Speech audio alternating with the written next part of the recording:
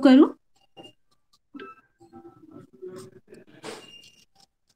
नमो आदिबोधात्मरूपा परेशा, नमो हंस नारायणा निर्जरेशा, नमो ब्रह्मदेवा वसिष्ठा श्रीरामा, नमो मारुती रामदासाभिरामा. जय जय रघुवीर समर्थ. नमस्कार. दासबोध चिंतनिका अभ्यास वर्गात मी सगळ्यांचं स्वागत करते. समर्थांना आणि दासबोधाला माझा साष्टांग नमस्कार. आपल्या दोन्ही आचार्य त्यांनाही माझा साष्टांग नमस्कार. आणि आपण सगळे सहाध्यायी श्रोते साधक सगळ्यांना माझा नमस्कार. आजच्या अभ्यासाचा आपला पहिला समास आहे 9व्या दशकातला तिसरा समास निसंदेह निरूपण. निसंदेह म्हणजे निशंक, कुठलीही शंका मनात न ठेवता आपली परमार्थाची वाटचाल सुकर व्हावी ही समर्थांची इच्छा आहे. व्यवहारात देखील आपल्याला अनेकविध शंका येतच असतात. परमार्थात तर त्याहूनही अधिक येतात. साशंक मनाने केलेलं कुठलंही काम आपण पूर्ण क्षमतेने झोकून देऊन करू शकत नाही हा आपला अनुभव आहे. साधकांच्या मनात उमटणाऱ्या शंकांना तर समर्थ वेळोवेळी उत्तरे देतातच. शंकाविरहित झालेलं मनच पूर्ण श्रद्धेने ब्रह्ममय होऊ शकते हा त्यांचा स्वानुभव साधकालाही मिळावा म्हणून त्यांची धडपड. ज्ञानी मनुष्याला कसे ओळखावे, यासाठी तो कसा असतो, त्याला प्रारब्धातील सुखदुःखांचा खरोखरच काही त्रास जाणवत नाही का, की ती त्याच्या वाट्यालाच येत नाहीत, अशा अनेक शंका शिष्यांना गोंधळात टाकतात. त्याला ज्ञानाची लक्षणे समर्थ सांगतात. बाह्यरूपाने सामान्य अज्ञानी आणि ज्ञानी सारखेच दिसत असले तरी त्यांची अंतरस्थिती मात्र पूर्णपणे भिन्न असते. आत्मज्ञान ही सर्वस्वी अंतरंगाची स्थिती आहे. ज्ञानी पुरुष स्थूलमानाने 4 प्रकारचे असतात. निष्काम कर्म करता करता सिद्धावस्थेला पोहोचलेले, दुसरे भक्ती मार्गाने ईश्वर कृपा होऊन सिद्ध झालेले, तिसरा म्हणजे वृत्तीविरोध किंवा योगमार्गाने निर्विकल्प समाधीपर्यंत जाऊन सिद्ध झालेले, आणि चौथा म्हणजे अतिशय सूक्ष्म आत्मनात्म विचाराने प्रकृतीच्या खऱ्या रूपाची ओळख पटून ती पार करून सिद्ध झालेले. योगी, भक्त आणि ज्ञानी एक वेळ आपल्याला ओळखता येतील, पण कर्म करणारा सिद्ध हा तुमच्या आमच्यासारखाच प्रपंच करणारा असतो.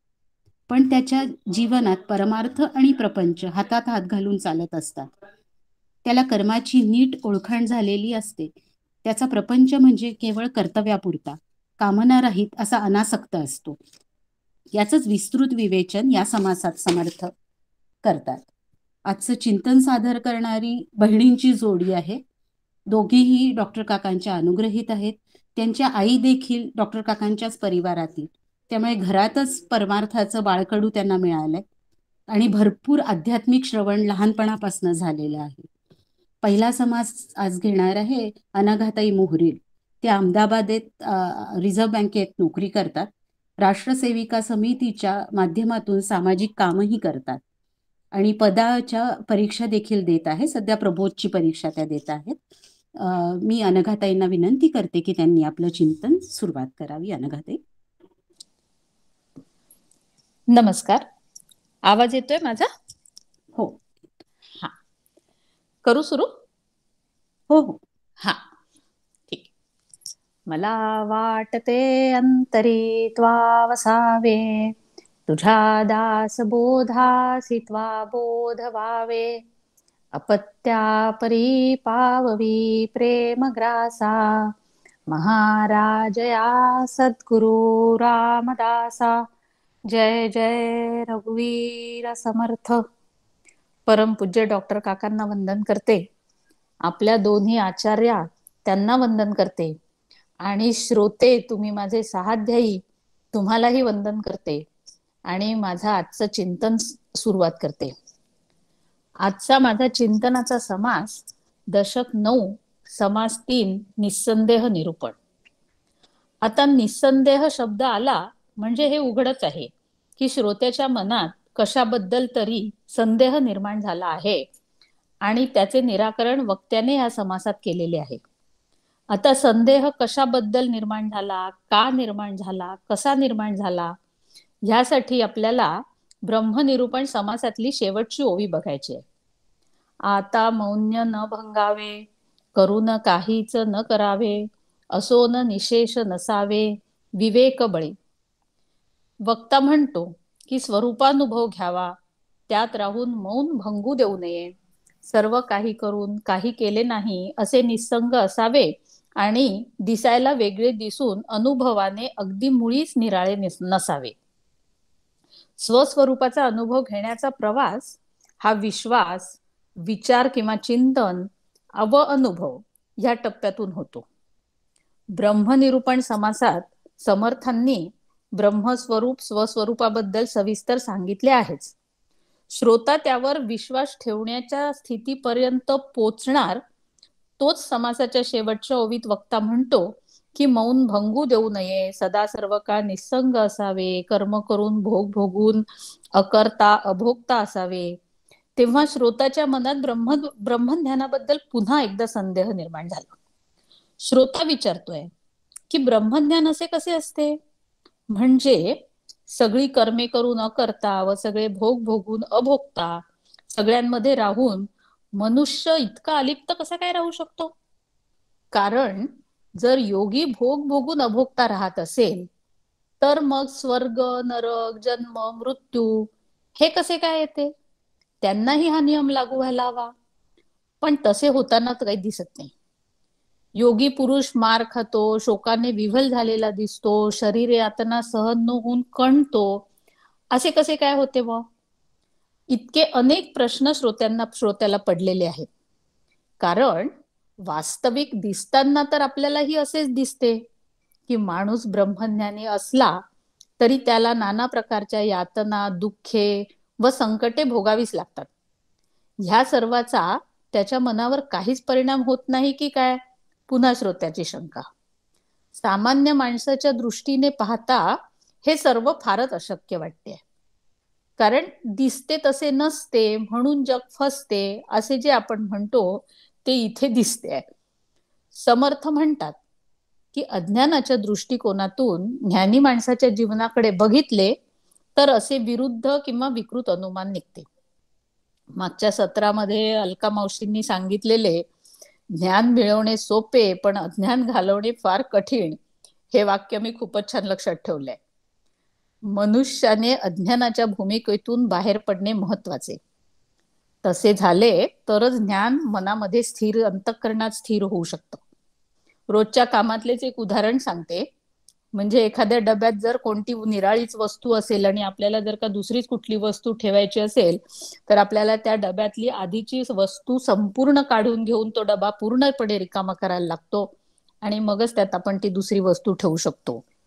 ज्ञानाचेही तसेच आहे.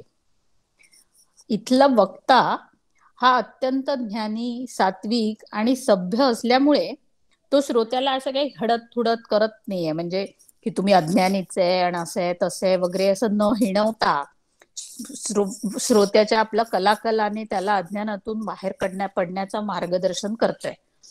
त्यामुळे वक्ता म्हणतो की बरोबर आहे, तुमचे म्हणणे अगदीच काही चूक नाही, कारण की तुमच्या अनुभवातून ते आलेले आहे आणि ज्याचा जसा अनुभव असतो त्याप्रमाणे त्यात जग भासते.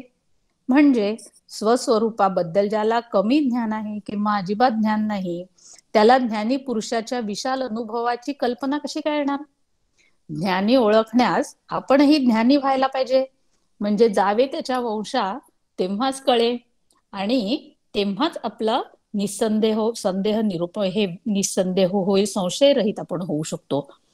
ओवी क्रमांक ह्या समासामध्ये ओवी क्रमांक 10 पासून समर्थांनी ज्ञानी माणसाची अवस्था कशी असते व तो कसा ओळखावा याविषयी मार्गदर्शन केले. सामान्य माणूस ज्ञानाला शब्दात बांधण्याचा व्याप करीत राहतो, त्यामुळे त्याची गती शब्दज्ञानापुरतीच मर्यादित असते.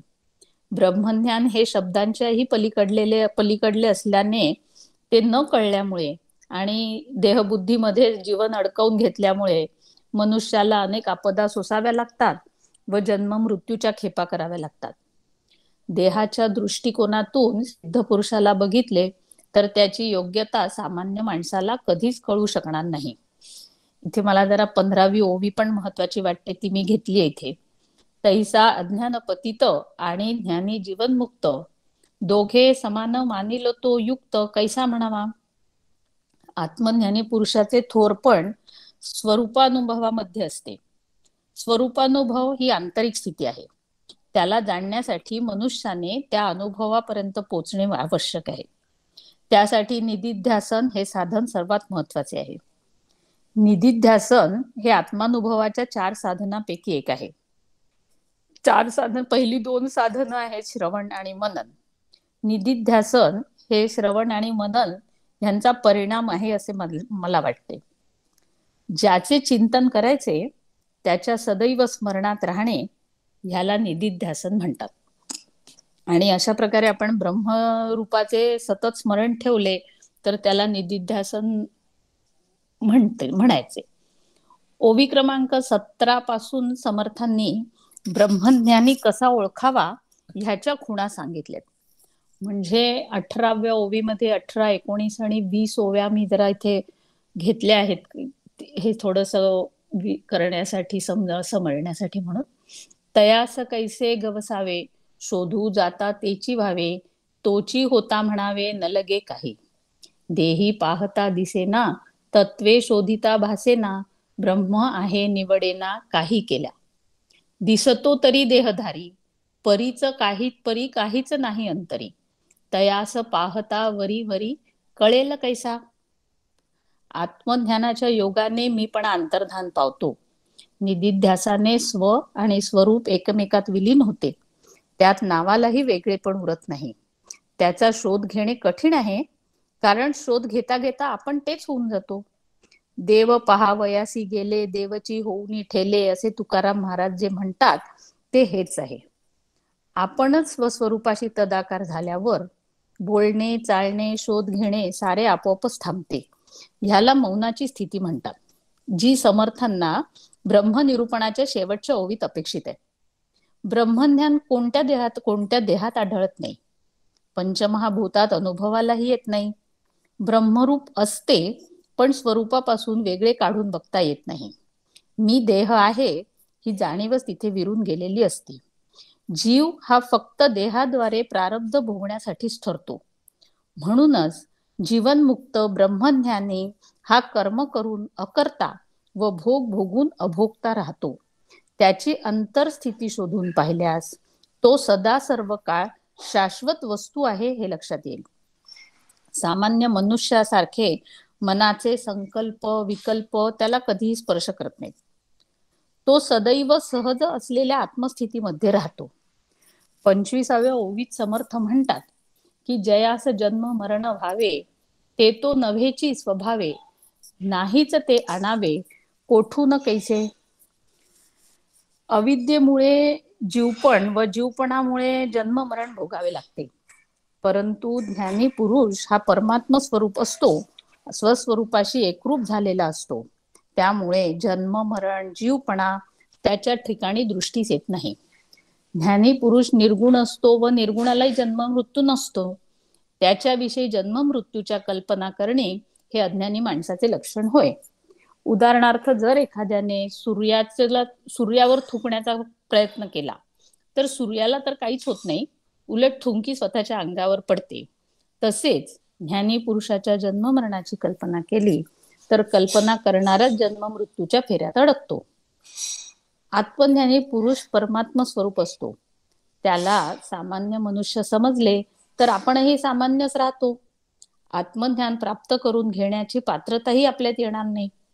हे अजून स्पष्ट करण्यासाठी समर्थांनी पुढे काही दृष्टांतही दिलेले. म्हणजे सामान्य लोक पाषाणात देव बघतात, पण खरा देव निर्गुण आहे आणि पाषाण फुटतो पण देव फुटत नाही. तर पाषाणात देव कसा असेल? इथे हे माणसाचे अज्ञान त्याला खऱ्या देवाला ओळखू देत नाही. देव हा एकमेव आहे, पण स्वतःच्या कल्पना विस्तारामुळे लोक त्याला अनेक रूपात भजतात, त्याच्या रूपात अडकतात आणि खरा देव बघायचा राहूनच जातो. तसेच ब्रह्मज्ञानाच्या बाबतीतही घडते. लोक त्याला देहाने ओळखतात, त्यामुळे त्याच्या अंतरंगात काय स्थिती आहे ह्याची कल्पना अज्ञानी लोकांना करता येत नाही. लाकूड जेव्हा जळते तेव्हा अग्नी त्या लाकडाचा आकार घेते, पण लाकूड बनत नाही. साधू किंवा जीवनमुक्तांचे ब्रह्मज्ञान हे त्यांच्या देहात राहते, पण म्हणून देहाला कोणी ब्रह्मज्ञान म्हणते का? कापूरही कर्दळीच्या गाभ्यापासून तयार करतात. असा तयार केलेला कापूर ज्याप्रमाणे जळावा तसाच ज्ञानाचा देह समजावा. ज्याप्रमाणे तो कापूर जळाल्यानंतर कर्दळीच्या गाभ्यात प्रवेश करत नाही, त्याप्रमाणे देह पडल्यावर जीवनमुक्ताला पुनर्जन्म नसतो. ओढा गंगेत मिळाला की पुन्हा गंगेपासून बाजूला करता येत नाही, तसेच आत्म्याशी तदाकार झाल्यावर जीवाला वेगळे काढता येत नाही. कारण आत्मा सर्वदेशी सर्वव्यापी आहे, त्याला स्थलकालाच्या मर्यादा नाहीत. तदाकार होण्यापूर्वी साधू वेगळेपणाने दिसतो, परंतु एकदा स्वरूपाकार झाला की त्यात वेगळेपण असे काहीच उरत नाही. एखाद्याला जर भयानक स्वप्न पडले तर त्यालाच फक्त त्याची भीती वाटेल. त्याने ते इतरांना सांगितले तर त्याला त्याची काही भीती वाटणार नाही, कारण की त्याला त्याच्याशी काही घेण म्हणजे अनुभव नसल्यामुळे समोरच्याला त्याची भीती वाटण्याचं काही कारण नसतं. तसेच एखाद्या झाडाची मुळी असली तर ज्याला तो साप वाटेल त्यालाच ती भीती वाटेल. अन्यथा ज्याला त्याचे खरे ज्ञान आहे तो निर्भयपणे राहू शकतो. कोणत्याही वस्तूबद्दल चुकीची समजूत भ्रम करून घेतला तर मनुष्याच्या अज्ञानाला पारावर उरणार नाही. मिथ्या देहाला जो अज्ञानामुळे सत्य मानून चालतो, ज्याला दृश्याचे भय बाधते व जन्म मरण त्याच्या मागे लागते, आत्मस्वरूपाशी एकरूप झाल्यावर संपूर्ण निर्भयतेचा अनुभव येतो. इतके सांगितल्यावर श्रोत्याच्या शंकेचे निरसन झाले की ज्ञानी असतो त्यालाच ज्ञानी पुरुषाची अवस्था कळते.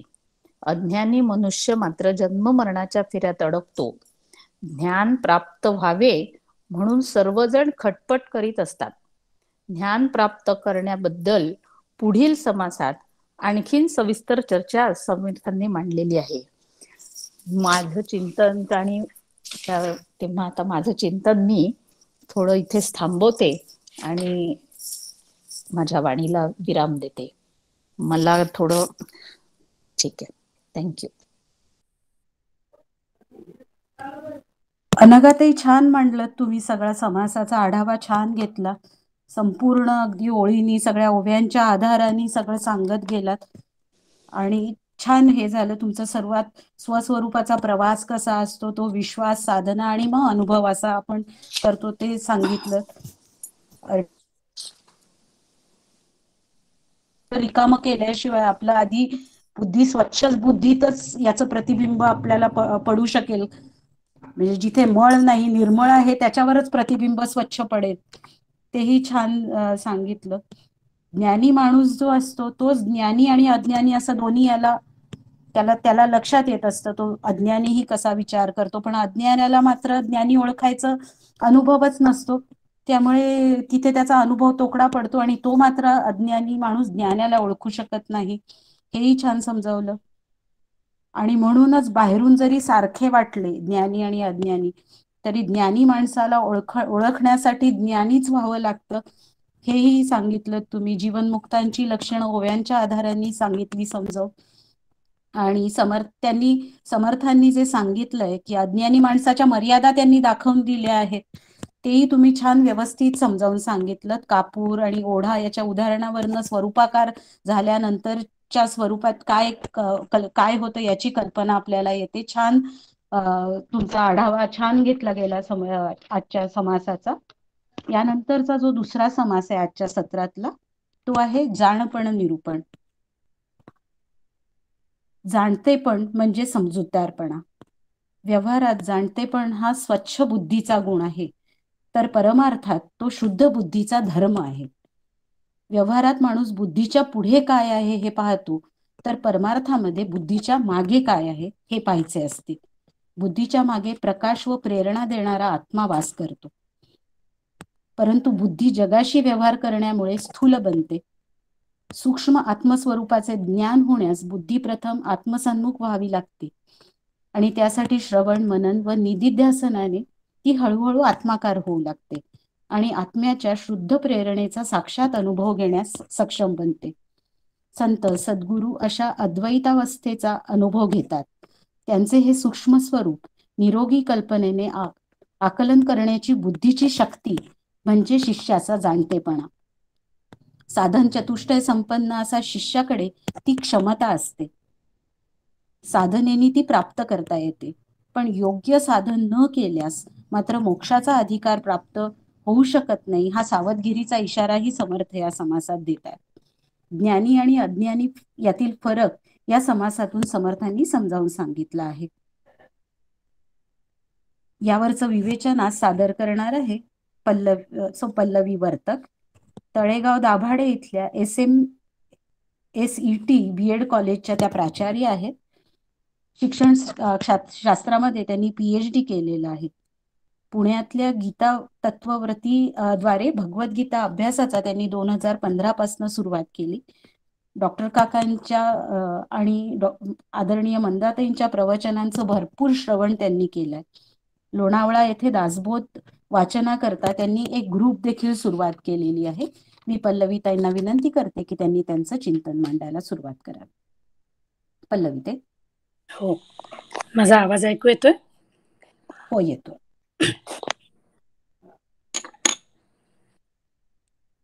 श्रीराम. सर्वप्रथम परमपूज्य डॉक्टर काकांच्या श्रीचरणी वंदन करते. आपल्या दोन्ही आचार्या माधुरी मावशी आणि अलका मावशी या दोघींनाही वंदन करते. आपणा सर्वांना श्रोत्यांना अभिवादन करते आणि मी या समासावर दशक 9 समास 4 जाणपण निरूपण याच्यावर चिंतन मांडण्याचा प्रयत्न करते.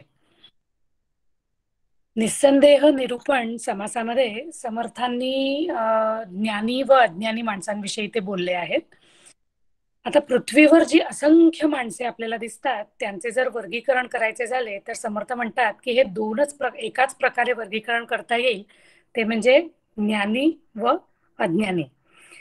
ज्ञानी माणसे ही ज्ञानी कशामुळे असतात याचा जर थोडा आपण विचार केला तर असं आपल्या लक्षात येतं की त्यांच्यामध्ये उत्तम गुण असतात व अज्ञानी माणसांकडे ते नसतात, म्हणून ते अज्ञानी असतात. आता हे जे ज्ञानी व अज्ञानी व त्यांच्याकडचे उत्तम गुण हे जे समर्थ या समासामध्ये सांगता आहेत ते खरं म्हणजे बघायला गेलं तर या समासाचा आपण जर विचार केला तर दोन्ही बाबतीत समर्थ बोलतायत. म्हणजे प्रपंच व परमार्थ दोन्हीकडे हे खरं आहे की उत्तम गुण असतील तरच तुमच्यामध्ये चांगलं म्हणजे तुम्ही ज्ञानी होऊ शकाल आणि ते जर नसतील तर तुम्ही अज्ञानी राहाल. समर्थांचं एक वैशिष्ट्य असं आहे की ते कधीही परमार्थ करताना किंवा परमार्थाबद्दल सांगताना प्रपंचाला मोकळं सोडत नाहीत आणि प्रपंचाबद्दल बोलताना परमार्थाला वेगळं करत नाहीत. दोन्ही प्रपंच आणि परमार्थ हे हातात हात घालूनच असतात. आपण पुढचं बघूया. ज्ञानी माणसाकडे एक मूळ गुण असतो, तो म्हणजे जाणण्याचा. आता जाणणे म्हणजे काय तर जाणणे म्हणजे कळणे, आकलन होणे, ज्ञान करून घेण्याची क्षमता असणे, ज्ञान करून घेणे, समजून उमजून असणे. एखाद्या गोष्टीचं मला ज्ञान व्हावं असं वाटणे व त्या प्रकारे त्याद्वारे तसं ज्ञान मिळवून घेऊन कर्म करणे, हे पण आपल्याला जाणणे, असं जाणण्याचा गुण जो आपण म्हणतो आहोत त्याबद्दल म्हणता येतं. खरं म्हणजे एखादी गोष्ट मला कळावी किंवा त्याबद्दल ज्ञान व्हावं हा एक खरं नॅचरल इन्स्टिंक्ट आहे. कारण आपलं मूळ स्वरूप जे आहे ते ज्ञानस्वरूपच आहेत. म्हणजे मुळात आपण ज्ञानस्वरूपच आहोत आणि त्यामुळे आपल्याला प्रपंचामध्ये किंवा रोजच्या आयुष्यामध्ये सुद्धा आपल्याला याचं ज्ञान करून घ्यावं, या गोष्टीचं करावं, त्या गोष्टीचं करावं, असं आपल्याला एक नॅचरल इन्स्टिंक्ट असतो. आणि हेच जे आहे नॅचरली हे वाटणं म्हणजेच हे जाणपण आहे. आणि हे जाणपण समर्थ या समासात आपल्याला सांगतात की असे समजून उमजून असणे किंवा विवेक वापरून ते केलेलं कर्म असणे प्रपंचातील किंवा आपण परमार्थाबद्दल सुद्धा बोलत असू तर त्या बाबतीत सुद्धा, तर ते कर्म जे असतं ते ज्ञानप्रधान कर्म असतं आणि समर्थ अशा ज्ञानप्रधान कर्मावर या समासामध्ये जास्तीत जास्त भर देत आहेत. आता डॉक्टर काका नेहमी म्हणतात की कोणतीही गोष्ट आपण का करतो आहोत, त्याने काय होणार आहेत आणि एखादी गोष्ट केल्यानंतर काय होईल पुढे हे जर आपल्याला माहिती असेल तर आपल्याला त्या मार्गाने प्रयत्न करता येतो आणि किंवा ते तसं होत आहे की नाही हे सुद्धा आपल्याला तपासता येतं. म्हणजे फॉर एक्झाम्पल मी समजा काहीतरी चित्तशुद्धी किंवा चित्तशांती करता काहीतरी करत असेल किंवा निष्काम कर्म किंवा काय देवपूजा करत असेल, तर ती करत असताना किंवा नामस्मरण करत असेल तर ती करत असताना ओव्हर द पिरियड जर माझं चित्तशुद्धी आणि चित्तशांती होणं जर अपेक्षित असेल तर ते होत आहे किंवा नाही हे जर आपल्याला बघायचं असेल तर हे जर आधी माहिती असेल आपल्याला, याचं जर आपल्याला ज्ञान असेल आधी, तरच आपण ते करू शकतो. आणि त्यामुळे जाणणं, एखाद्या गोष्टीविषयी ज्ञान असणं हे अत्यंत महत्वाचं आहे. तर असा हा जाणपणा हा जो गुण असेल तर समर्थ आधी प्रपंचाविषयी बोलतात आणि त्या प्रपंचाविषयी आपण असं म्हणू शकतो की असे जे मनुष्य असतात किंवा अशी जी माणसे असतात ती अत्यंत, म्हणजे त्यांच्याकडे जर जाणपणा असेल तर ती अत्यंत ते भाग्याचं लक्षण आहे त्यांच्याकडे, कारण तो एक उत्तम गुण आहे असं समर्थ म्हणतात. 4थ्या ओवीत समर्थ म्हणतात की सगुण भाग्यश्री भोगिती अवगुणाचं दारिद्र्य प्राप्ती. अशा प्रकारे समर्थ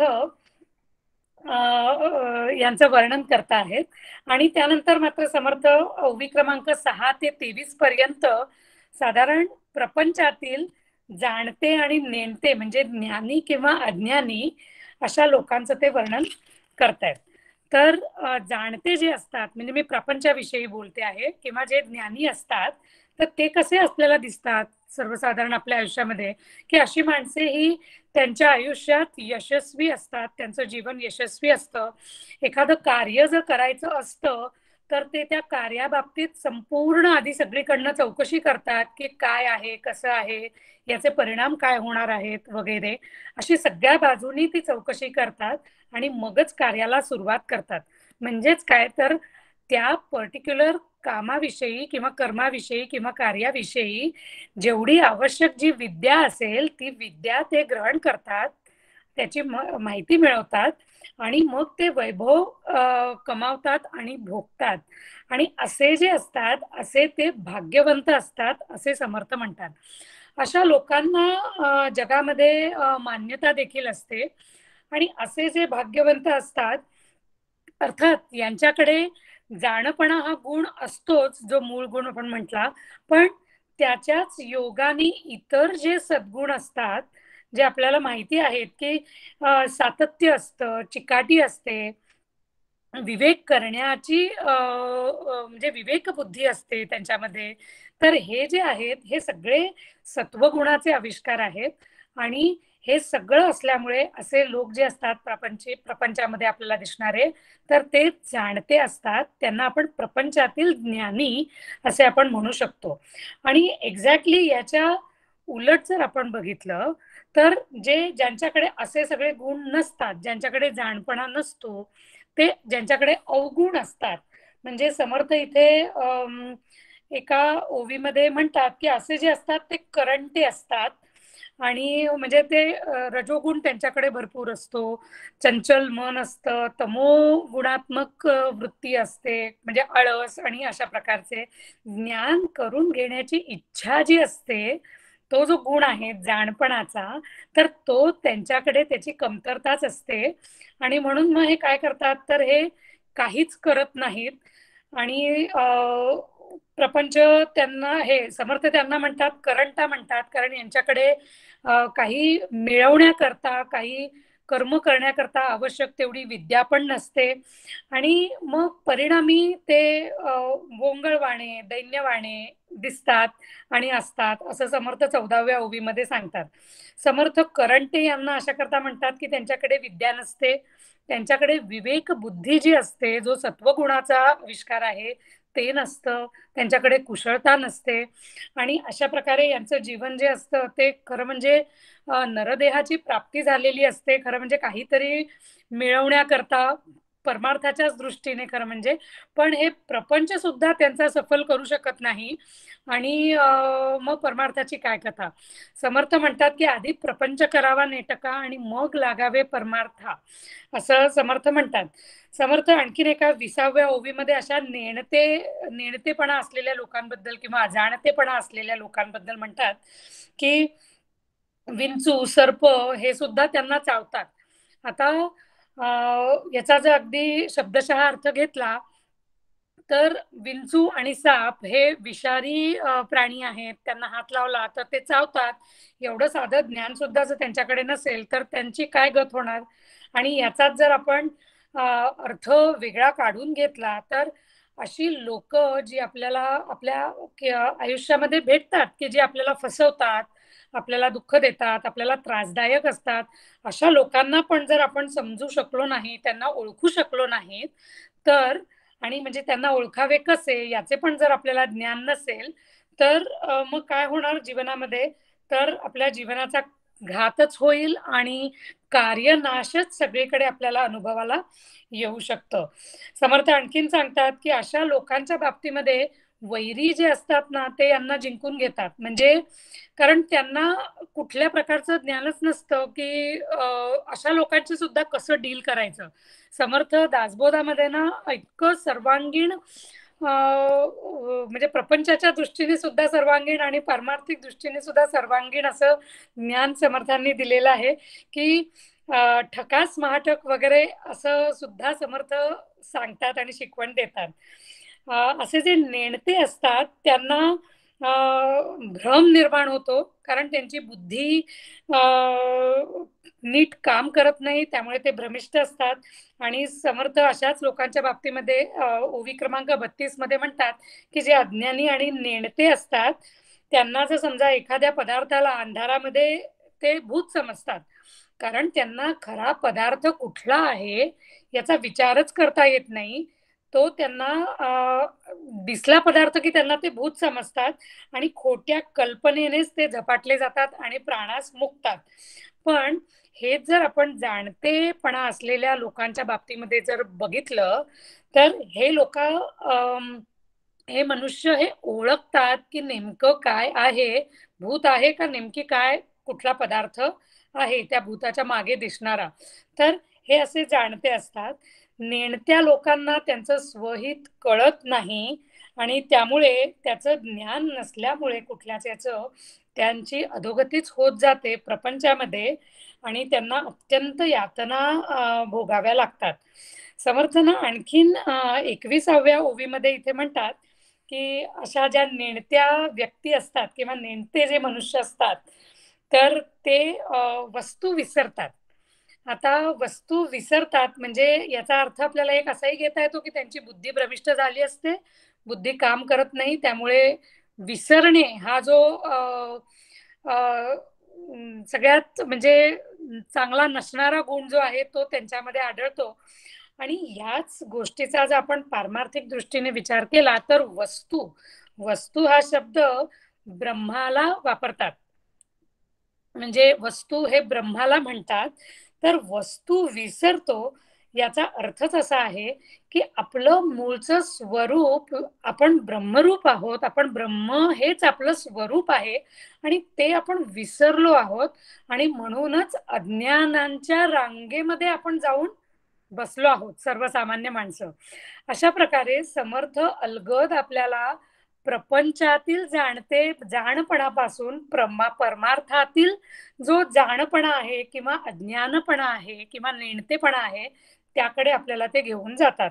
म्हणजे आपण आपलं स्वरूप विसरलो आहोत, त्यामुळे प्रपंचाच्या बाबतीत कितीही आपण जाणते असलो, ज्ञानी असलो, तरी परमार्थाच्या बाबतीत जर आपण विचार केला तर अज्ञानीच आपण आहोत. मग याचा उपाय काय, तर समर्थ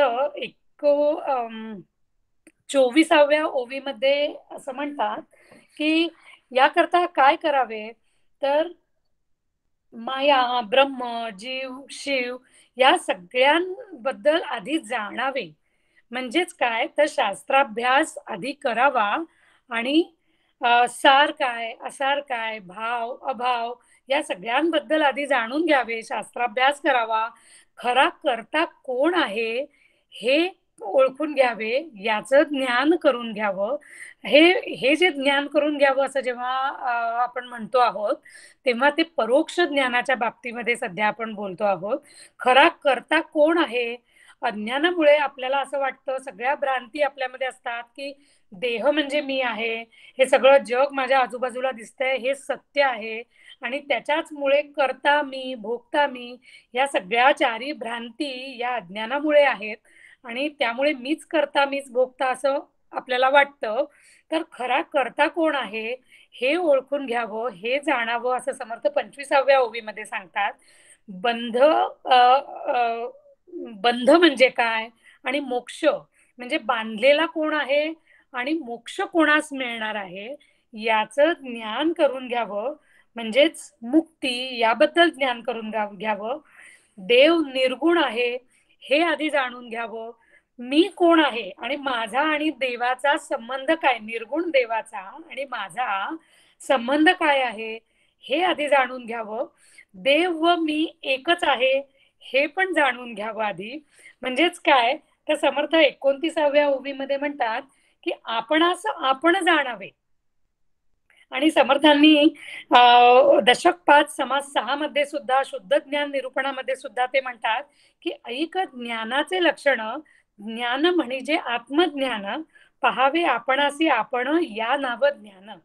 म्हणजे आधी परमार्थाची वाटचाल करताना परोक्ष ज्ञानाने हे सगळं आधी जाणावं, या सगळ्याचं आधी ज्ञान करून घ्यावं. म्हणजे त्या मार्गावर चालताना आपल्याला, आणि या सगळ्यांचं ज्ञान आपण कोणाकडनं करून घ्यावं तर शास्त्राभ्यास करावा. आपले श्रीगुरु सांगतात, संत सांगतात, त्यांच्याकडनं हे सगळं ज्ञान करून घ्यावं आणि मग परमार्थाची वाटचाल करावी. आता हे सर्व जाणणे म्हणजे समर्थ म्हणतात 31व्या ओवीमध्ये म्हणजे सामान्य नव्हे. आणि खरंच आहे की हे सामान्य कसं असेल, त्या निर्गुण निराकार आणि माझ्या स्वरूपाला जर मला ओळखायचं असेल तर हे प्रपंचातील एखादं ज्ञान मिळवण्यासारखं सामान्य नक्कीच नाही आहे. तर हे सगळं जाणणं जे आहे की माया, ब्रह्म, जीव, शिव, करता कोण, देव व मी माझं का, त्यांचं हे काय आहे, रिलेशन काय आहे, हे सगळं जाणणं म्हणजेच काय आहे तर माझं स्वरूप जे जाणणं आहे, त्या स्वरूप जाणण्यासाठी ही सगळी पूर्वतयारी आहे ही जाणण्याची. तर ती सगळी पूर्वतयारी आपण करावी. आणि असं सगळं जाणल्यानंतर काय होईल तर समर्थ म्हणतात 27व्या ओवीमध्ये आणि 36व्या ओवीमध्ये सुद्धा की जाणत्यास विवरता तुटे जन्म मरण. आणि 27व्या ओवीत म्हणतात जाणत्यास जाणता तुटले मूळ मीपणा. जाणत्यास जाणता तुटले मूळ मीपणाचे, असं समर्थ म्हणतात. म्हणजे हे सगळं जाणल्यानंतर आता इथे समर्थ परोक्ष ज्ञानाकडनं अलगद अपरोक्ष ज्ञानाकडे, म्हणजे इथे जे ज्ञानी म्हणतायत समर्थ, तर हा जो जाणता आहे, जाणता म्हणजे जो ज्ञानी आहे, ज्याला प्रत्यक्ष अनुभवाची प्राप्ती झालेली आहे, अनुभव आलेला आहे, तर त्याचं काय होणार आहे तर जन्म मरण हे सुटणार आहे. त्याचं मूळ जे आहे मीपणाचं, की जे अज्ञान आहे की ज्यामुळे जन्म मरण येतं आणि त्यामुळे यातना भोगाव्या लागतात, तर ते जाणार आहे. आणि म्हणून हे लक्षात घेऊन समर्थ म्हणतात 37व्या ओवीत की अलक्ष करू नये. समर्थ इथे सगळ्यांना सावध करतात आपल्याला, कारण दुर्लक्ष केलं तर मी कोण, माझं स्वरूप काय, ही दृश्य सृष्टीचे स्वरूप काय, हे ज्ञान मला दृश्य सृष्टीचे होतं ते त्रिपुटी युक्त असतं आणि या सगळ्यातून जे जन्म मरण आणि दुःख आहे तर तेच अनुभवाला येणार आहे. त्यामुळे ज्ञानी होणं, जाणता होणं हेच सगळ्यात जास्त महत्व आहे. आणि याला जर महत्व दिलं नाही तर समर्थ 28व्या ओवीमध्ये म्हणतायत की न जाणता कोटीवरी साधने केली परोपरी. म्हणजे जाणत्याला जर जाणलं नाही, जाणता म्हणजेच काय, तर जे ब्रह्म, जो आत्मा, जो ज्ञानरूप आहे, त्यालाच जर जाणलं नाही आणि त्याला न जाणता बाकीचीच जर साधनं आपण करत बसलो, बाकीची साधनं काय, देवपूजा केली, शास्त्राभ्यासच नुसता करत बसलो, हेच जर सगळी साधनं करत बसलो, तरी सुद्धा मोक्षाचा अधिकार त्या मनुष्यास प्राप्त होणार नाही. त्यामुळे आपल्याला जर मोक्ष प्राप्ती करायची असेल तर जाणपणा हा गुण आपण वाढवला पाहिजे, त्याचा विकास केला पाहिजे आणि तो प्रपंचात सुद्धा वाढवला पाहिजे आणि परमार्थात तर जास्ती करून, कारण प्रपंचातले जे जे चांगले गुण आहेत, जे जे सत्वगुणाच्या खाली येतात, ते सगळेच गुण आपल्याला परमार्थात सुद्धा उपयोगी पडतात. त्यामुळे आपण जाणपणा हा जो गुण आहे त्याचा सर्वजण आपण विकास करू आणि आपल्याला करता येईल अशी समर्थांच्या चरणी आणि श्री गुरूंच्या चरणी मी प्रार्थना करते आणि माझ्या वाणीला विराम देते. जय जय रघुवीर समर्थ. पल्लवीताई, खूपच छान झालं तुमचं निरूपण आता. उत्तम शिक्षिकेची तुम्ही आहात याची नक्कीच प्रचिती आली असेल सगळ्यांना. तुम्ही खूप छान सगळं शांतपणे सगळं छान समजावून सांगितलं.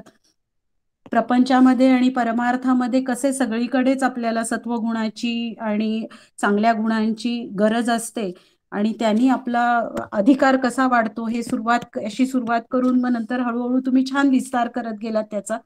आपण ज्ञानस्वरूप असल्याने ज्ञानाकडे आपला ओढा आहे, पण हे जाणून बुजून करणं म्हणजे ज्ञानप्रधान कर्म करणं ह्याला प्राधान्य आपण द्यायला पाहिजे हे समजावून सांगितलं.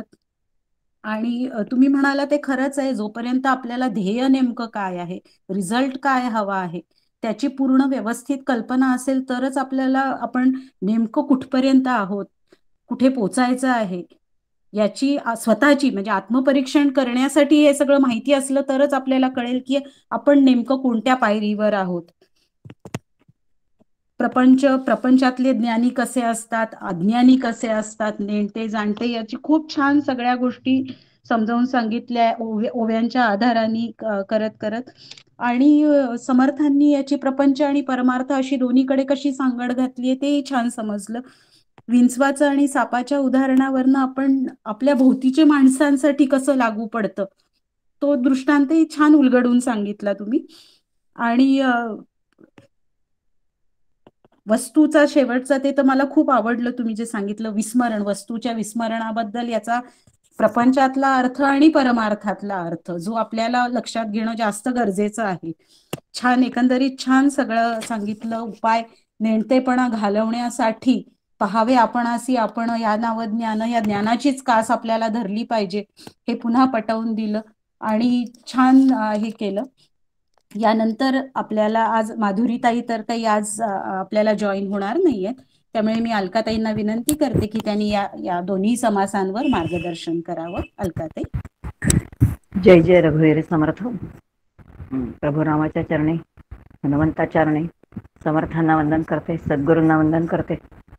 आज ज्यांनी चिंतन व्यक्त केलं त्या अनघाताई आणि पल्लवीताई दोघींनी अप्रतिम सुंदर केलं, त्या दोघींनाही वंदन करते. सर्व श्रोत्यांना अभिवादन करते आणि काही चिंतन या ठिकाणी खरं तर बोलायचं काही शिल्लकच नाही, कारण दोघींनी अतिशय सुंदर सोप्या भाषेमध्ये सांगितलं. अनघाताईंनी तर इतक्या साध्या सोप्या बोली भाषेमध्ये समजावलं आणि सगळ्या गोष्टी ज्या आहेत त्या व्यवहारातली उदाहरणं देऊन, जे दिसतं तसं नसतं म्हणून जग फसतं, किंवा हा जो काही जावे ज्याच्या वंशात तेव्हा त्याला कळे, असे साध्या उदाहरणातून विषयाची खूप छान मांडणी केली. पल्लवीताई तर हाडाच्या शिक्षिका आहेत, त्यामुळे तो विषय मांडताना प्रपंच आणि परमार्थ दोन्ही गोष्टी प्रत्येक जी ओवी दाखवली ती तशी उलगडून दाखवली. त्यामुळे वेगळं काही सांगावं असं वाटत नाही, पण एक वेगळा दृष्टांत, म्हणजे वेगळं काही सांगणार नाही, परमार्थामध्ये मुळात नवीन काही नसतात. पण हे दोन समास जेव्हा मी वाचले, म्हणजे आज सकाळी तुमच्याबरोबर मी पण अभ्यास केला, तेव्हा वाचल्यानंतर मुळामध्ये पहिल्यांदा लक्षात येतलं की निस्संदेह समर्थ जेव्हा नाव देतात त्या समासाला, तेव्हा समर्थांना संदेह म्हणजे संशय असलेलं काहीच मान्य नाही. जे ज्ञान आहे ते निस्संदेह असलंच पाहिजे. आणि त्यामुळे सुरुवातीलाच दासबोधाच्या जी प्रस्तावना दिली आहे त्यामध्ये बेलसरे गुरुजी म्हणतात की समर्थांना दोनच माणसांचे प्रकार माहिती आहेत. एक म्हणजे ज्यांच्यावरती आवरण आहे आणि ज्यांच्यावरती आवरण ज्यांचं गेलेलं आहे. याचा आता आत्मज्ञानी आणि आत्मज्ञानी नसणार आहे. बाकीचे मानतच नाहीत. मग आता जे आत्मज्ञानी नाहीत त्यांनी कसं काय आत्मज्ञानी होण्यासाठी काय करायचं? मग त्याचं चिंतन जे आहे आता ते ब्रह्मानुभव आलेला सांगता येत नाही. हा संपूर्ण समाज तेच सांगतोय बघा, यतो वाचा निवर्तन्ते अप्राप्य मनसा सह. ते काही सांगताच येत नाही. बाबा ब्रह्मानुभव आलेला आहे का, ज्ञानी कसे आहेत, काहीही सांगता येत नाही. जिथे काही बोलता येत नाही, काही करता येत नाही, पण तरी सुद्धा एक अंदाज जाणायचा आहे. आणि म्हणून संतांचं एक सुंदर वचन आहे की संत जाणायचं असेल तर जाणणाऱ्याकडे थोडं तरी संतत्व असलं पाहिजे.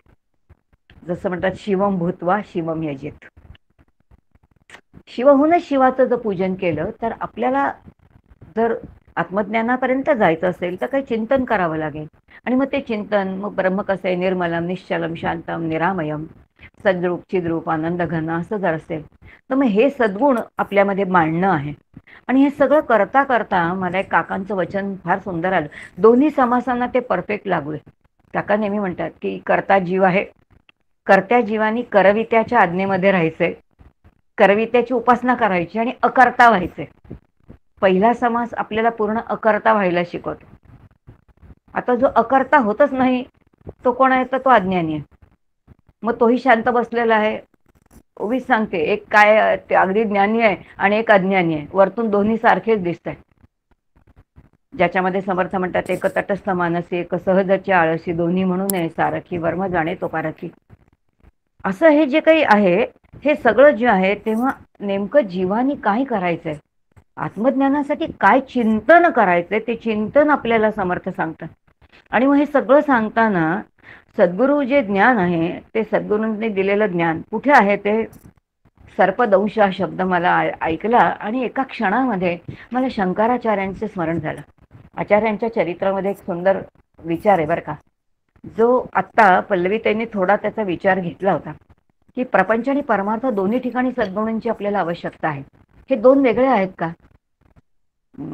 मोहनाते चितळे समर्थ भक्ता त्यांनी खूप समर्थांचं एक स्तवन केलंय.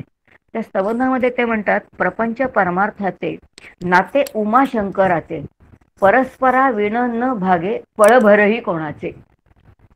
म्हणजे प्रपंच आणि परमार्थ यांचं नातं उमा आणि शंकरासारखं, एकाच नाण्याच्या त्या दोन बाजू आहेत, एकाशिवाय एकाचं कोणाचंही चालत नाही. हे इतकं बेमालूम एकमेकांमध्ये मिसळलेलं आहे.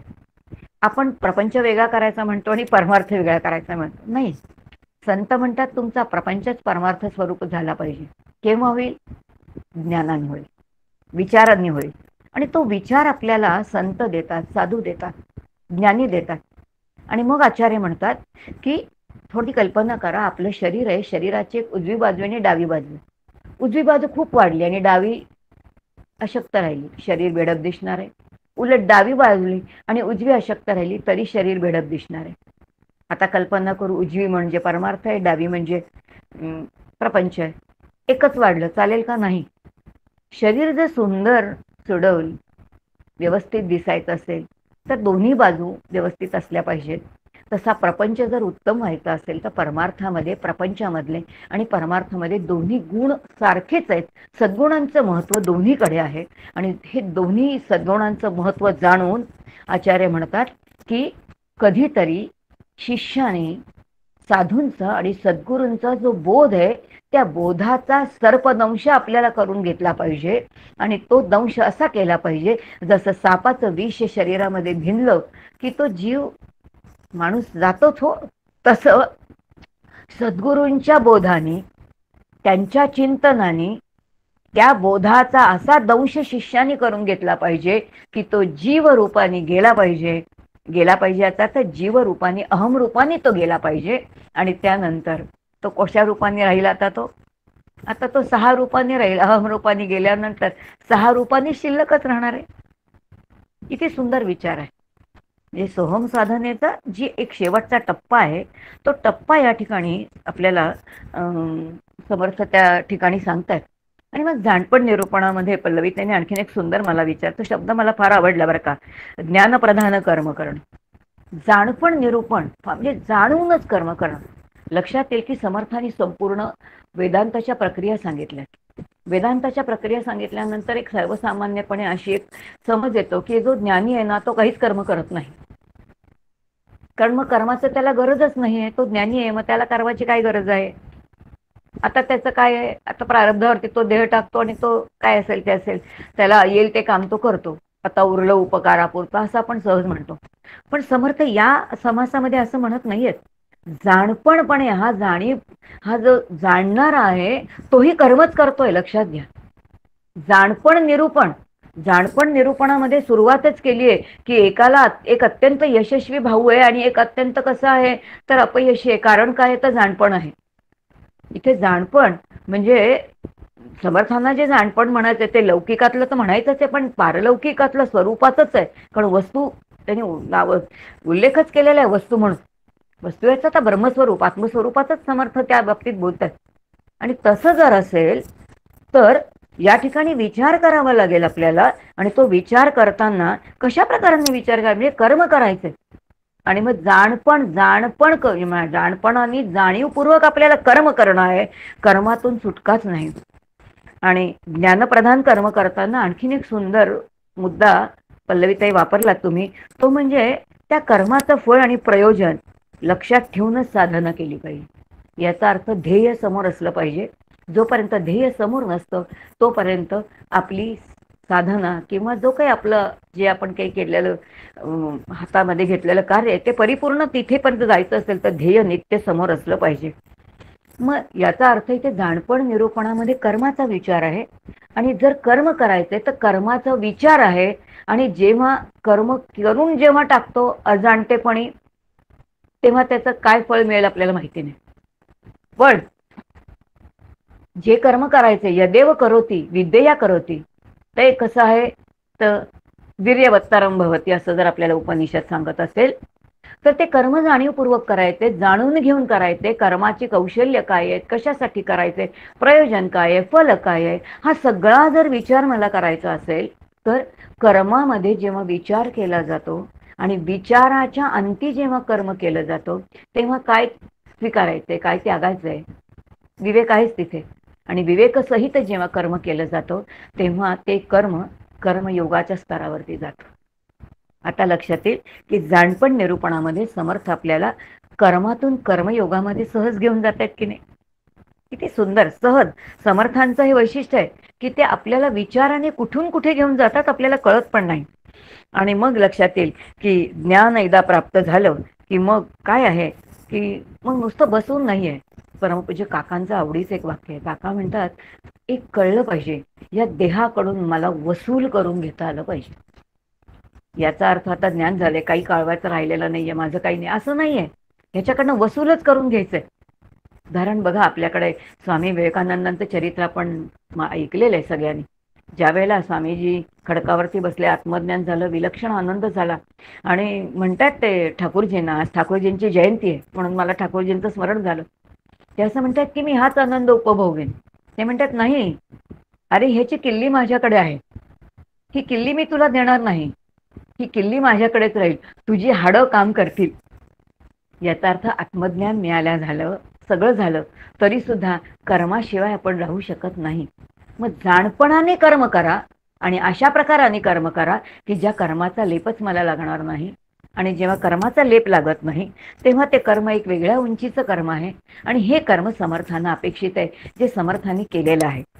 मग अशा प्रकारचं कर्म करताना काय प्रकाराने करणं दृष्टांत खूप सुंदर सुंदर दिलेत. पहिला ज्या वेळेला आपण बघितलं तर दिले त्या ठिकाणी की ज्ञानी कसे प्रपंचामध्ये असून सुद्धा अलिप्त असतात. म्हणतात ते अगदी गमतीने म्हणतात की खूप सुंदर विचार आहे. म्हणजे आता इथे ज्या ज्या ठिकाणी समर्थ ज्ञानी हा शब्द वापरतात तिथे आपण तो ज्ञानी तरी वापरूया किंवा श्रीगुरु किंवा सद्गुरू असे शब्द बदलून घेऊया. त्या म्हणतात की काही गोष्टी आपण लक्षात घेतल्या पाहिजेत आणि त्या जाणीवपूर्वक लक्षात घेतल्या पाहिजेत. 3 गोष्टी म्हणे सिद्धांत आपण लक्षात ठेवले पाहिजेत. ते म्हणजे ज्ञानी म्हणजे जे सद्गुरू आहेत त्यांना कधी माणूस समजू नये. दुसरं म्हणजे तुळस आहे प्रत्येकाच्या दारात आहे आपल्याला पण तिला झाड म्हणू नका. तिची उंची वेगळी आहे. आणि कधी गंगेला गेलो तर तिला साधी नदी किंवा पाणी म्हणू नका. ह्या तिघांचंही पावित्र्य वेगळ्या स्वरूपाचं आहे. हा विचार आपल्याला सतत आपल्यावरती बिंबवून घ्यावा लागतो. तोपर्यंत ज्ञानीचं जे वागणं आहे ते आपल्याला कळत नाही. काय प्रकाराने त्यांचं अंतरंग असेल, काय विचार ते करत असतील. तो सूक्ष्म विचार करण्यासाठी आपल्यालाही कधीतरी तो सूक्ष्म विचार करावा लागेल ना. मग हा सूक्ष्म विचार आपल्यामध्ये येण्यासाठी काही साधन आहे. मग तो अधिकार वाढवण्यासाठी साधनं, मग तो आपण आत्ताच बघितलं की जे अधिकारासाठी कोणती काय 4 साधन आहेत. मग असे त्याचं चिंतन झालं म्हणून पुन्हा तो काही विचार घेत नाही. अजून एक दृष्टांत मला सांगता सांगता आठवला मंदाताईंचा. खूप सुंदर त्यांनी सांगितलं की आत्ता ज्याचं खूप चिंतन केलं की काय काय आहे की अग्नीमध्ये घातल्यानंतर सगळं भस्मीभूत होऊन जातं, सगळं होतं. ह्याच्या संदर्भात मंदाते फार सुंदर म्हणतात की जेव्हा आपण ज्ञानी लोकांचा, संतांचा विचार करतो तेव्हा बघा अनेक गोष्टी जळतात. म्हणे काय काय जळतं? लाकूडही जळतं. आपण लाकूडही जळतं. शेण असेल, शेणाच्या गोवऱ्या केलेल्या असतात, त्या गोवऱ्या सुद्धा जळतात. कापूर जळतो, शेणाच्या गोवऱ्या जळतात, लाकूड जळतं. पण जर एखाद्या जंगलाला वणवा लागला तर त्या वणव्यामध्ये म्हैस, त्या म्हशीचं शेण अत्यंत थुलथुलीत असतं, ज्याच्यामध्ये पाण्याचं प्रमाण असतं. त्याची गोवरी सुद्धा होत नाही, पण ते म्हशीचं शेण सुद्धा त्या वणव्यामध्ये जळून जातं. आता वणव्यामध्ये सगळंच जळून जातं, पण जेव्हा कापूर जळतो ना तेव्हा काहीच शिल्लक राहत नाही, किंबहुना तो आजूबाजूचा परिसर सुद्धा सुगंधी करून टाकतो. आणि म्हणून सगळ्या संतांच्या रचनेमध्ये येतं बघा की माझा अहम जो आहे तो कसा असू दे, अहम धूप जाळू दे, कापरासारखा माझा अहम गेला पाहिजे. आता हा दृष्टांत ते म्हणतात की जेव्हा साधू आणि संतांच्या बाबतीत आपण विचार करतो तेव्हा त्यांच्या त्या ज्ञानाग्नीमध्ये त्यांची कर्म तर भस्मसात झालेलीच आहेत, पण आपल्या कर्म सुद्धा, आपलं संचित सुद्धा भस्मसात होण्याचं सामर्थ्य त्यांच्या ज्ञानाग्नीमध्ये आहे. आणि म्हणून आपण ब्रह्मचिंतन जर करायचं असेल तर कुणाचं चिंतन करावं? जे ब्रह्मज्ञानी आहेत, जे सद्गुरू आहेत, तेच ब्रह्मस्वरूप आहेत. असं जर आम्ही तसं चिंतन केलं तर त्या चिंतनाने आपल्याला तिथपर्यंत जाता येईल. मग संचित जे आहे तर भस्मीभूत होण्याची सहज काय आहे तर शास्त्रांनी प्रक्रिया सांगितली. हे सगळे समास वाचताना इतकं सुंदर वेदांत या ठिकाणी आहे. आणि प्रत्यक्ष प्रॅक्टिकल कसं आहे हे काका आणि मंदाते यांच्याकडून आपल्याला खूप वेळा छान ऐकायला मिळतं. आणि मग मंदाते त्यांच्याच गीतामध्ये म्हणतात बघा की जाणण्या जा धरी जाणते पायते, जाणत्याचे पाय धरा. याचा अर्थ जो जाणता आहे आणि काय जाणणार आहे याचा अर्थ ज्यांनी स्वस्वरूप जाणलेलं आहे. आणि हे जे जाणलेलं आहे ते देण्यासाठी जे समर्थ आहे त्यांच्याकडे आपल्याला जाणं आहे. याचा अर्थ आपली जबाबदारी आहे की त्यांना ओळखण्यासाठी आपल्या अंतरंगाची शुद्धी करून घेणं. आणि अंतरंगाच्या शुद्धीसाठीचं जे साधन आहे ते साधन म्हणजे संदेह काढून टाकणं, निसंदेहाचं ज्ञान करून घेणं. आणि निसंदेहाचं ज्ञान करून घेतल्यानंतर कोणतीही साधनं नाही करायची, न जाणता कोटीवरी नाही. जी साधनं करायची ती जाणीवपूर्वक करायची आहेत. ह्याच्यातून मला काय करायचं? कर्म करायचं ना, कर्मानी चित्तशुद्धी आहे, उपासनेनी चित्तशांती आहे. मग ह्याच्यामध्ये काय आहे? सकामता नाही आहे ना, निष्कामता हवी आहे. हे सगळं चिंतन जाणीवपूर्वक. म्हणून कोणतीही गोष्ट नेणतेपणी करणंच नाही. किती सुंदर आपल्याला समर्थ सांगतात. म्हणजे छोट्या छोट्या गोष्टीमधून जे आहेत ते प्रपंचही आपला अतिशय उत्तम होणं आणि परमार्थही उत्तम करणं. कारण प्रपंच आणि परमार्थ वेगळे नाहीतच. कधीतरी आपला जो प्रपंच याचा अर्थ मुलं बाळं असा प्रपंच नाही. तुम्ही आम्ही सगळ्यांनी देह धारण केलाय म्हणजे आपण सगळे मायेवरती आरूढच झालो. याचा अर्थ प्रपंच या शब्दाची मुळात शास्त्रीय व्याख्या अशी आहे, पंचज्ञानेंद्रिय, पंचकर्मेंद्रिय, पंचप्राण, 5 आपले जे विषय आहेत हे सगळे 5 जे आहेत, ही 25 तत्व यांचे आपापसात चाललेले आपापसातले व्यापार म्हणजे काय आहे? तर तो प्रपंच आहे. आत्मारामातली समर्थांची व्याख्या आहे. मग ह्या जर खरा प्रपंच असेल तर या प्रपंचातून जर आपल्याला अलगद बाहेर पडायचं असेल तर आपल्याला विचार करावा लागेल, विचाररूपी साधन करावं लागेल. आणि नुसतं साधन करता चालणार नाही, आपल्या बुद्धीने चालणार नाही. मग शास्त्रबुद्धी आहे. मग शास्त्रबुद्धी कोणाकडे आहे? संतांकडे आहे, सद्गुरूंकडे आहे. मग त्याच्यासाठी त्यांच्या चरणी जाणं आणि ते ज्ञानी आहेत तर ते चिंतन करणं आणि मग अशा चिंतनातून त्यांच्या अंतरंगामधले जे सूक्ष्म तरंग आहेत ते आपल्याला कळू शकतील की काय आहे, कोणत्या अंतःकरणातून असं एखादं वाक्य येऊ शकतं की जे ते बोलू शकतात. आपल्याला काही उमजत नाही. आपल्याला वाटतं की अरे किती सुंदर एखाद्या संतांच्या मुखातून सहज वाक्य बाहेर येतं. मग हे जाणण्याची जी संवेदनशीलता येते ना, ही चिंतनाने येते आणि ही चिंतनाने येणं अपेक्षित आहे. आणि यासाठी समर्थांनी निस्संदेहाचं ज्ञान पाहिजे.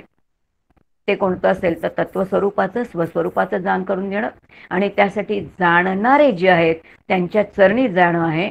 आणि मग जे काही कर्म करणं आहे तर ते जाणतेपणाने करणं आहे. आणि म्हणून जाणीव साधनाही जाणीवपूर्वक करणं, प्रपंचही जाणीवपूर्वक करणं. कारण प्रपंच ही परमार्थाचे जर काही सिद्धांत शिकलो असू तर परमार्थाचे सिद्धांत ॲप्लिकेशन करण्यासाठी किंवा त्याचा प्रत्यक्ष वापर करण्यासाठी आपला संसार, आपला प्रपंच ही प्रयोगशाळा आहे.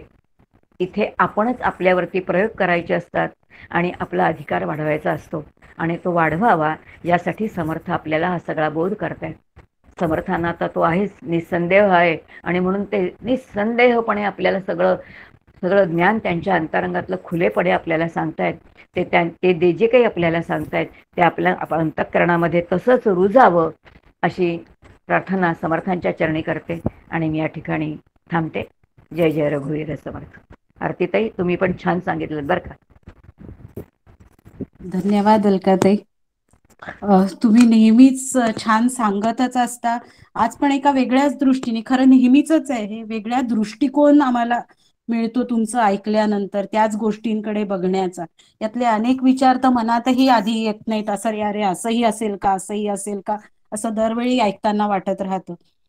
आणि म्हणजे एकंदरीतच काय बोलणार आहे याच्यावरती. तुम्ही म्हणजे काय तुमच्या याच्यावर भाष्य करावं एवढं माझं हेच नाहीये. पण एकूण अकर्ता व्हायला समर्थ सांगता आहेत आणि पुढच्या याच्यातून कर्माकडून कर्मयोगाकडे जायला आणि ते कसं सांगतात याची जाणीव झाली तुमचं हे ऐकताना सगळं याचं. मंदाताई, डॉक्टर काका, रामकृष्ण परमहंस, शंकराचार्य, तुम्ही वेगवेगळे इतके दृष्टांत देऊन ते सगळं इतकं सोपं करून सांगता की म्हणजे बरंचसं त्यातलं हे क्लॅरिटी येत जाते सगळ्या यांना. सर्पदंशाविषयीचं तुम्ही शंकराचार्यांचं तर ते खूपच मार्मिक वाटलं उदाहरण, की खरोखरच ते कसं विष भिनतं तसं आपल्यात हे भिनावं हे अगदी त्या एका दृष्टांतावरनं लक्षात आलं की काय प्रमाणात आणि कसं व्हायला अपेक्षित आहे, संतांना आपल्याकडनं काय अपेक्षित आहे याची जाणीव होते.